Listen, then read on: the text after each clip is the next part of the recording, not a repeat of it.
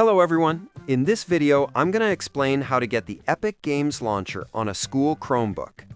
Now, Chromebooks don't natively support Windows apps, and Epic Games Launcher is designed for Windows and Mac, so you can't just download and run it directly.